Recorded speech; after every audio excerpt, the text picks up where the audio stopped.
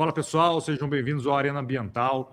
Hoje com a presença do engenheiro Maurício Cavalli, engenheiro civil, especialista em infraestruturas e concessões rodoviárias, gerente da unidade EPR Via Mineira, do grupo EPR. E hoje a gente vai falar sobre a utilização de materiais reciclados na pavimentação. Engenheiro Maurício, seja muito bem-vindo. E, para começar a nossa conversa, eu gostaria que você falasse o que é o asfalto, né? O asfalto convencional para pavimentação. Bom, foi um prazer receber esse convite, Bruno, e falar a todo esse seleto grupo técnico que está interessado em alternativas sustentáveis de pavimentação. No grupo EPR, aqui na EPR Via Mineira, BR-040, que liga Belo Horizonte e Juiz de Fora, aqui em Minas Gerais, nós utilizamos tanto ligantes asfálticos com componentes reutilizados, o caso, por exemplo, do CAP borracha, que é o asfalto incorporado com até 15% de borracha moída de pneus na sua reutilização, quanto também na forma de agregado, o material fresado, que é o antigo pavimento deteriorado, e ele é reutilizado na mistura. Então, nós temos uma junção de dois fatores sustentáveis. Tanto o ligante asfáltico que vem da distribuidora, desde a refinaria, misturado com a borracha moída de pneus, já é por si só uma alternativa sustentável e que confere maior resiliência ao pavimento, também melhora o efeito de spray.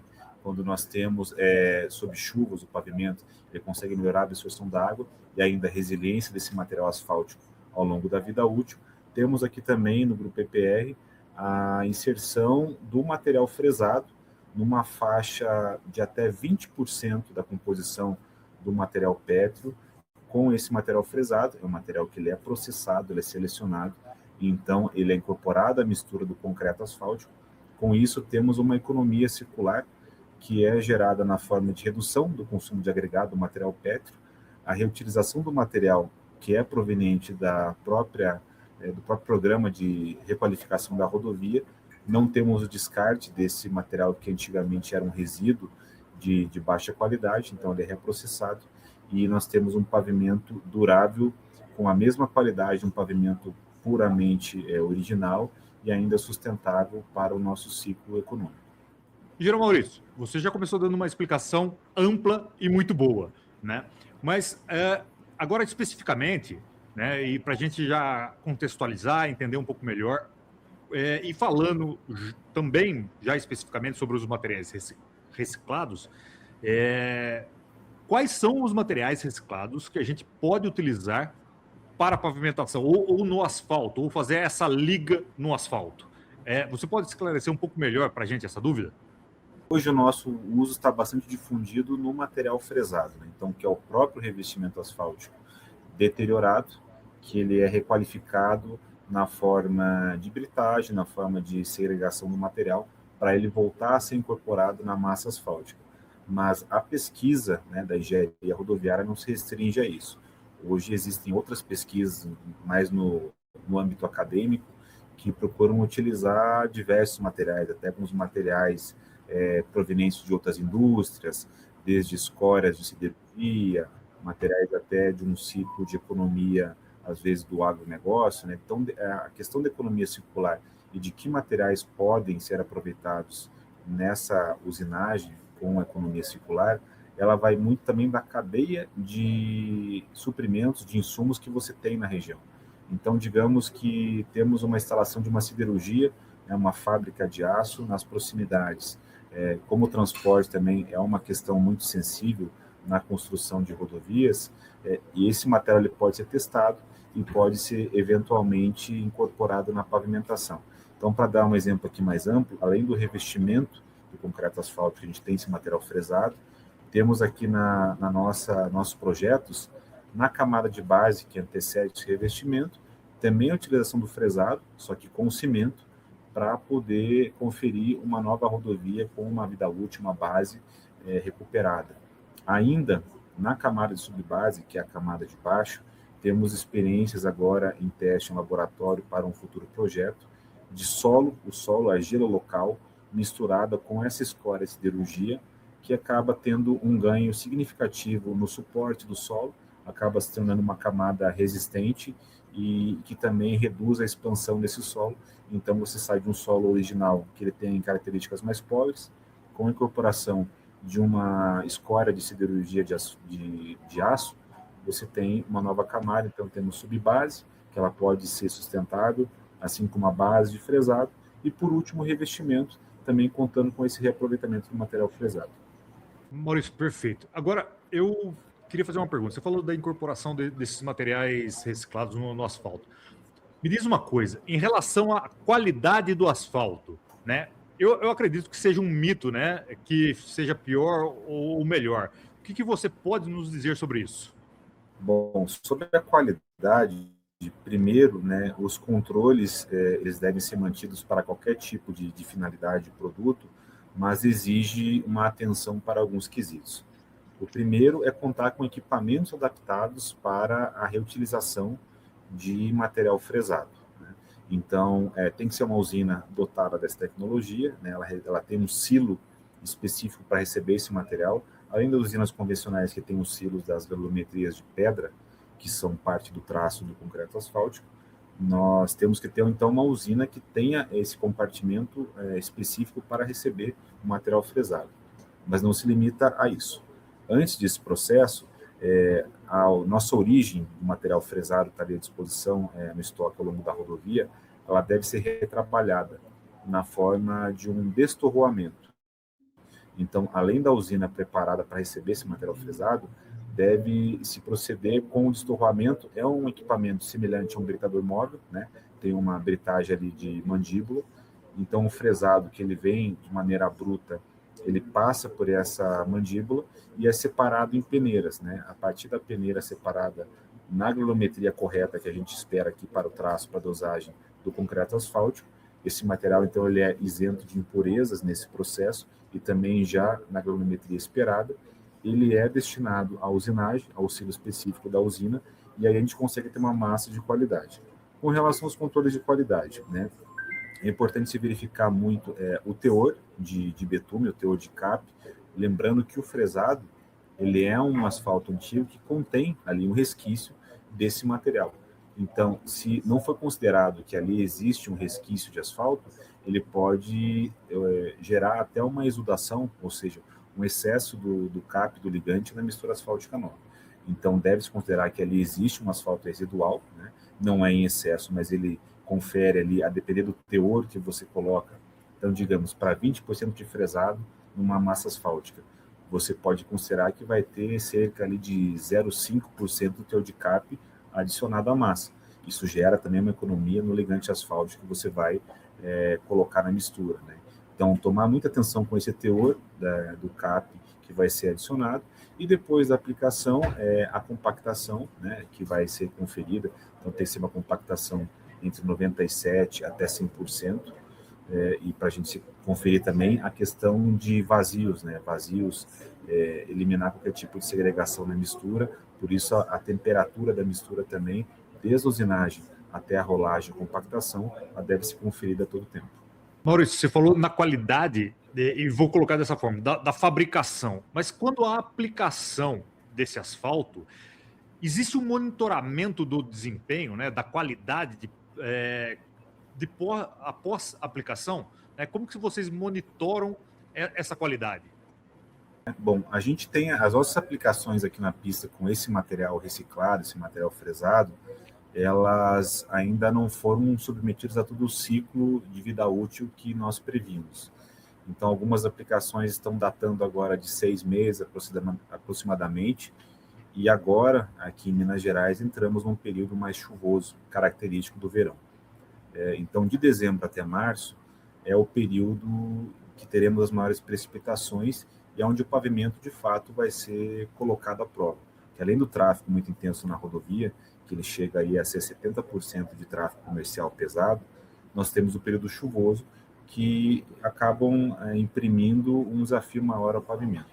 A nossa expectativa, então, o nosso próximo ciclo de monitoramento, ele se dará em torno do mês de junho ou de julho de 2026, é quando a gente fará a releitura dos parâmetros e vai ter o diagnóstico se aquela aplicação ela foi equiparável, ela é do mesmo nível de um pavimento 100% original, com toda a matriz Petter, né, só com o agregado original da pedreira e o asfalto, e se esse material que a gente colocou com reaproveitamento de fresado, que vai de 10% até 20% de fresado na mistura, ele também oferece a mesma vida útil. Então, a gente vai ter uma avaliação agora, por volta do mês de junho e julho de 2026, de como esse pavimento acabou performando perante um tráfego tão intenso e a chuva, né? E aí sim comparar se tem alguma perda de qualidade ou de vida útil ao longo desse período.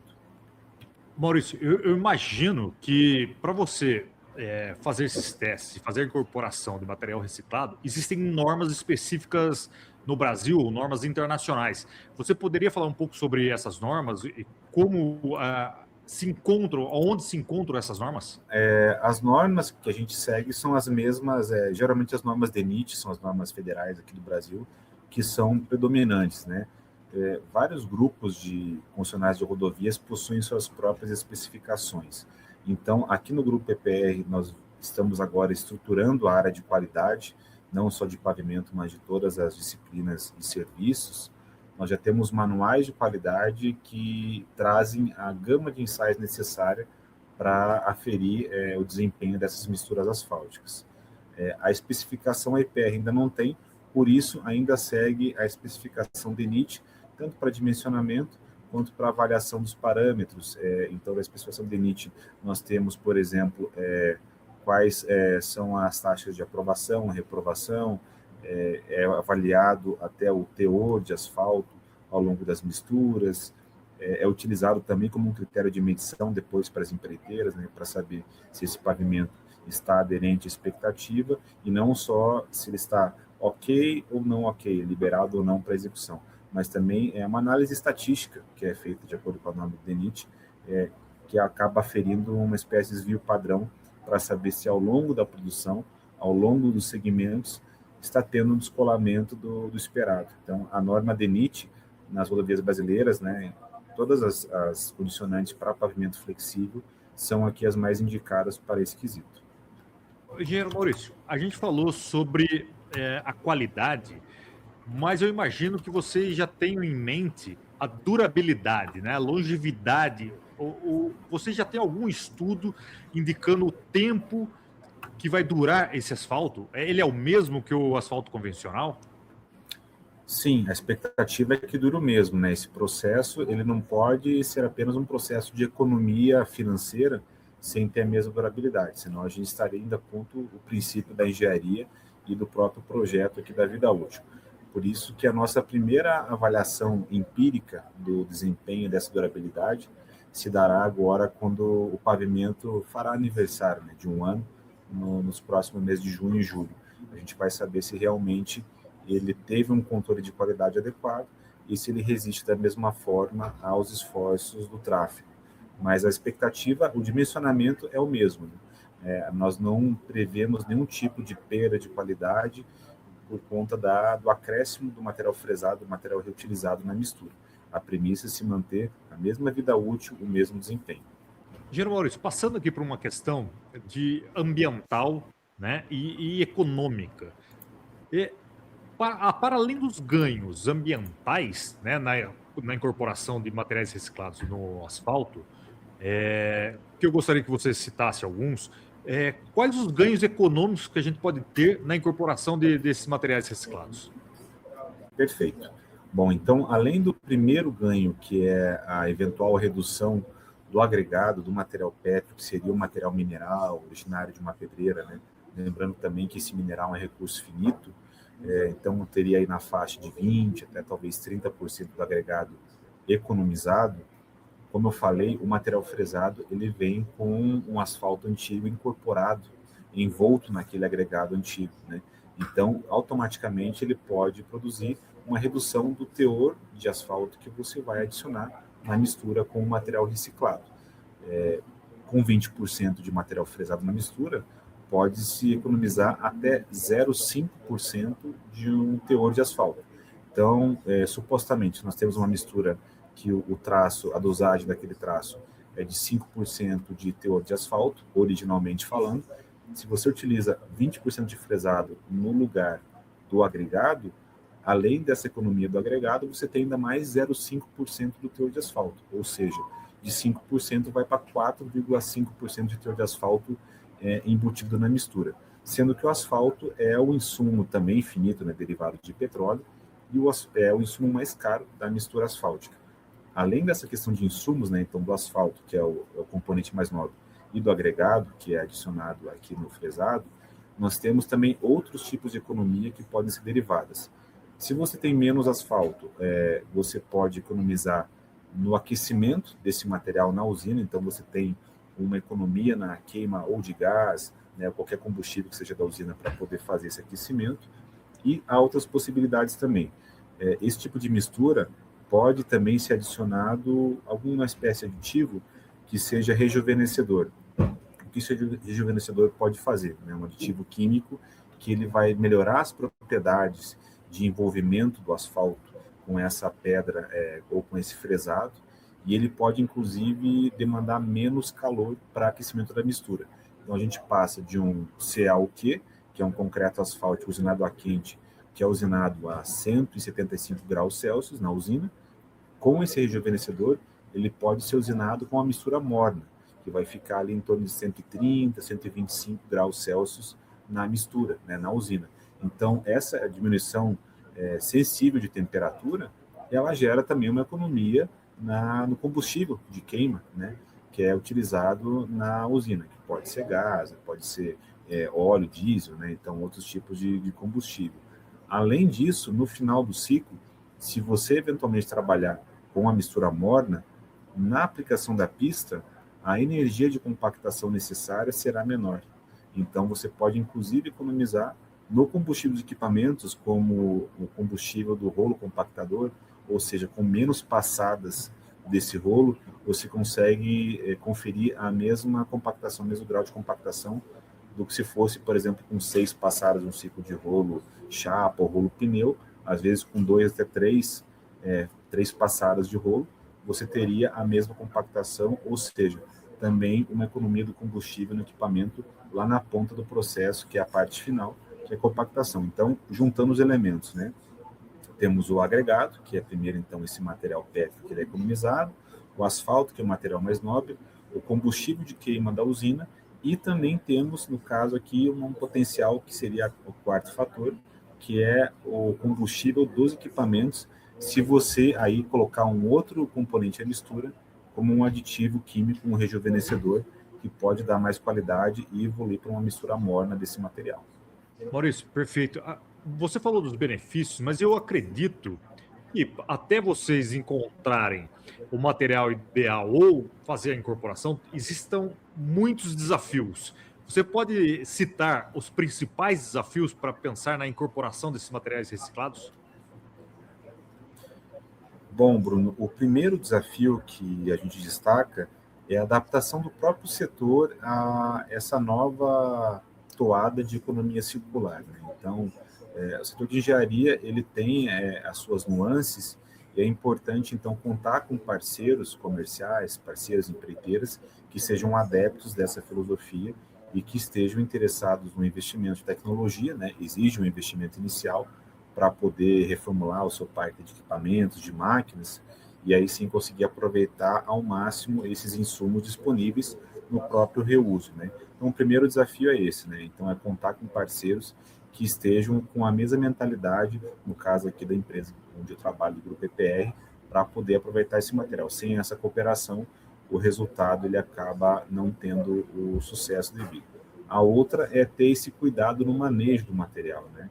Então, ele é diferente de um agregado, de um material de pedreira, que ele vem ali isento de impurezas. O fresado, quando ele é estocado ali por muito tempo, como é o caso de várias rodovias brasileiras, ele pode conter impureza, ele pode contar com matéria descartada, uma massa descartada que acaba poluindo o estoque de fresado, pode contar com vegetação. No nosso caso aqui da BR-040, que é um trecho muito sujeito à atividade minerária, até com rejeitos de minério que cobrem, né, esse depósito.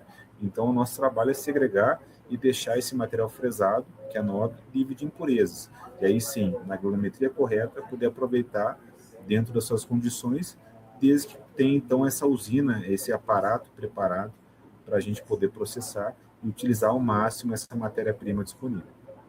João Maurício, você falou de desafios, mas eu fiquei aqui imaginando que para fazer toda essa incorporação, né, e fazer a implementação do asfalto, também há riscos, né, que provavelmente do lado da vossa empresa, da EPR, estão calculados, mas você pode citar os riscos que é um projeto dessa magnitude? Bom, qual que é a primeira recomendação? Tudo que é em caráter experimental para que a gente faça com o menor risco possível. O que recomendamos é, primeiro, utilizar numa faixa de tráfego com menor solicitação e também ter uma evolução gradativa do percentual do material reciclado na mistura. Então, no nosso caso, nós iniciamos com 5% do teor de material fresado, tendo esse sucesso relativo, partimos para 10% e depois para 20%, que era a capacidade nominal daquela usina de processar em material fresado nessa mistura, né? Então, tem uma evolução gradativa de resultados, né? Um conceito até de metodologia de gestão ágil, então, de começar com pequenos passos, tendo sucesso no primeiro ciclo e evoluindo para uma meta mais arrojada, né? Sempre controlando aí os fatores e, se possível, também num ambiente controlado, né? Então, vou dar exemplos até um pouco extrapolados.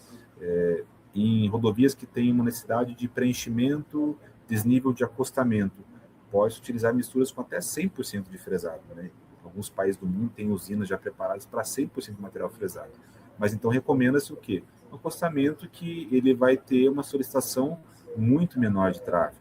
Ou então numa faixa rápida, digamos, a faixa 1 de uma rodovia com 2 faixas, que predominantemente ela vai ter um tráfego leve, né? Então não chegar de primeira com essa aplicação na faixa mais pesada, no trecho mais solicitado, né? Para chegar nesse patamar é possível, mas depois de experiências prévias, tanto em teor como em locais menos solicitados. Aí consegue-se chegar ao auge ali do desafio à mistura, já em condições previamente ensaiadas. E você falou de metas, isso agora sinalizou algo na minha cabeça aqui. Sobre metas, né? O que você acha que vai acontecer nos próximos 5 anos em relação à incorporação de materiais reciclados no asfalto, né? Há metas ambiciosas para isso no país, para a EPR. O que você pensa sobre os próximos 5 anos? Bom, para os próximos anos, hoje, felizmente, a questão ESG, tanto o eixo ambiental, além do social e de governança, eles estão presentes na nossa realidade, já não é mais um fator extraordinário. Na questão ambiental, felizmente também é irreversível a questão da diminuição da pegada de carbono, das emissões, então isso deve evoluir, né? Então, o que a gente tem que projetar para os próximos anos é que essa iniciativa de reaproveitamento de material não fiquem apenas nas exceções, né? Que seja realmente uma regra, é o que a gente espera. E como que isso pode se dar, né? Nas contratações, em cada grupo de concessão, em cada obra, em cada tomada de preço, termo de referência, sejam eles privados, concessões ou até governamentais, para que venham essas premissas de reutilização. E isso vai acabar acarretando uma evolução tecnológica, né? Então, eu citei o exemplo de uma usina móvel, uma usina volumétrica, capaz de processar até 20% de material fresado. Existem grandes usinas hoje, nos Estados Unidos, até na Europa, que são usinas gravimétricas, usinas fixas, né, que não têm essa mobilidade de obra, com capacidade de processar até 100% de material fresado, né? Então, isso vai exigir o quê? Um investimento grande e uma política voltada para essa reutilização, né? Então, aí é uma coisa que foge um pouco do nosso âmbito de concessão, mas talvez se pensar em alguns incentivos, até na parte fiscal, né? Se tiver uma abordagem assim econômico-financeira, pode gerar mais incentivo para as empresas de fato aderirem a isso, né? Não só ficar no cunho ambiental, então se tornar uma tendência, uma obrigação, e por que não com incentivos, né, compatíveis com isso, para que seja mais competitivo, né? Não ficar apenas no ramo das exceções, apenas uma, duas, três empresas no Brasil que dispõem desse equipamento, se torne realmente uma questão corrente e que seja amplamente difundida no país. Maurício, você citou Estados Unidos e Europa. E veio uma outra pergunta para mim, que é sobre a tecnologia. né? A gente precisa buscar essa tecnologia fora, né, do Brasil, ou no Brasil já há tecnologias acessíveis? Bom, o Brasil ainda tem um bom intercâmbio, né? Mantém sempre isso com outros países. O que nós vemos do Brasil é uma pesquisa científica bem robusta, né? Com muita energia, muito voltada aqui às inovações. Às vezes, ao país aqui falta um pouco de um parque industrial capaz de desenvolver os equipamentos, né? Então, não raro, infelizmente, nós temos equipamentos importados, né? Os equipamentos mais difundidos no Brasil, não falo sem usina, falo equipamentos de aplicação de concreto asfáltico, alguns deles, né, a grande maioria, eu diria, são importados, ou eles têm fábricas no Brasil, mas não são empresas brasileiras, né? Então, ainda falta esse passo para que a própria indústria brasileira se desenvolva compatível com os anseios de pesquisa acadêmica, de inovação e da própria prática. Hoje o Brasil tem grandes empreiteiras, grandes obras de pavimentação, de construção de infraestrutura, mas ainda depende de um mercado industrial, né, de um produto acabado que venha de fora algumas vezes, ou de indústrias de fora que se instalem no país. Então, esse parque industrial ele deveria ser fomentado para contarmos com mais iniciativas como essa. Ô Maurício, você conseguiria, você com tanta experiência, compartilhar algum insight para quem está nos escutando, né? Compartilhar uma experiência, alguma informação técnica que não foi falada aqui. O pessoal gosta de ouvir insights e não sei se você poderia compartilhar algum com a gente. A primeira coisa que a gente sugere é, como se fala, em qualquer tipo de inovação, não só aqui na pavimentação, ou desse objeto aqui específico, que é sobre o pavimento com insumos reciclados, ter essa curiosidade para inovar e para poder aplicar alguma coisa nova. Então, nem sempre é uma garantia de sucesso, isso tem que ficar muito claro, né, quando a gente fala em inovação e experimento, que desde deriva lá da parte acadêmica até a execução aqui no campo. Então, ter a curiosidade para entender os materiais, procurar parceiros, empresas que também estão engajadas em desenvolver novas tecnologias, e testar isso, né, em condições que sejam mapeadas, sejam mensuráveis, e a partir disso tentar reproduzir, né? Então, como eu falei, a inovação ela não é garantia 100% de sucesso, mas se você não tentar dentro desse ambiente controlado, conhecendo os fatores, pesquisando minimamente quais seriam os insumos, você não consegue sair do patamar que você se encontra hoje. Então, essa aventura, né, tecnológica, digamos assim, ela parte muito da curiosidade dos profissionais. Então, de como fazer diferente uma coisa que foi feita assim há anos, há décadas, né, a não se conformar. Então, a gente fala muito aqui no Grupo EPR do inconformismo criativo. Então, não se conformar com uma técnica muito difundida, muito tempo feita, com o mesmo equipamento, as mesmas pessoas, né? Como que se pode trazer mais eficiência a um processo? Como pode se repensar? Com que fatores? Como você faz a mesma coisa em menos tempo, com menos recurso? Não é necessariamente uma economia financeira, mas como você sofre menos com isso? Como você corre menos risco? Como você consegue produzir mais, né? Então, tudo isso para trazer uma eficiência, uma inovação e essa curiosidade, né? De saber mensurar os fatores, e aí, a partir de uma primeira experiência, seja um fracasso ou um relativo sucesso, poder fazer um novo ciclo, verificar o que deu errado ou o que não deu tão certo, e a partir daí criar um novo produto que atenda a sua expectativa, ou a da sua contratada, contratante, a sua empresa. Ô Maurício, a gente está chegando ao final e foi uma conversa muito boa, assim, foi mesmo muito legal. Eu gostaria de saber se você pode compartilhar um pouco da história da EPR Via Mineira, né, que é do grupo EPR com a gente. Bom, o Grupo EPR é a junção da empresa Equipave, uma empresa tradicional em infraestrutura no Brasil, junto ao Fundo de Investimentos Perfin, e o acrônimo EPR é Equipave Perfin Rodovias. Então, é um grupo relativamente novo no mercado brasileiro, tem pouco mais de 3 anos de mercado, e nesses 3 anos tem uma marca impressionante de 3.600 quilômetros de rodovias concedidas aqui no Brasil. Já são 7 concessões, né, das quais uma delas é a EPRV Mineira, onde eu atuo hoje.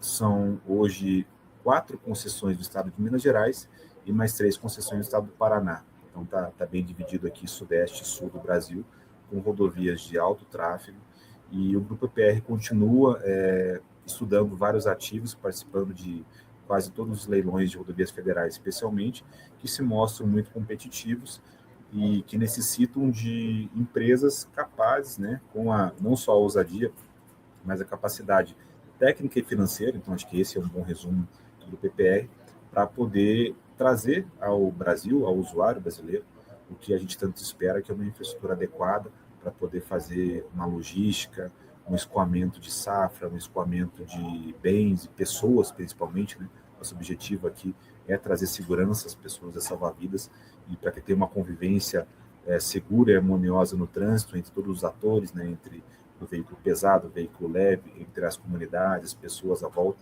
Então, a EPR é a união da infraestrutura com fundo de investimento, feita hoje para trazer às rodovias brasileiras uma qualidade maior, dentro especialmente do programa de concessão do Brasil, que hoje atinge o seu auge e vem crescendo cada ano mais. Então, nós somos hoje atores que estamos ativamente envolvidos nesse processo.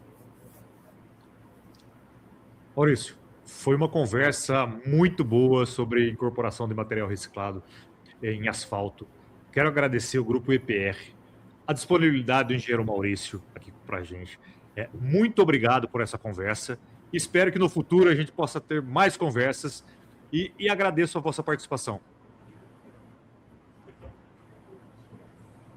Muito obrigado, Bruno, pelo convite e oportunidade. Espero que tenha contribuído para o conhecimento de alguns colegas e sigo à disposição para poder contribuir no que for necessário. Muito obrigado e até mais. Obrigado, até mais. Tchau, tchau.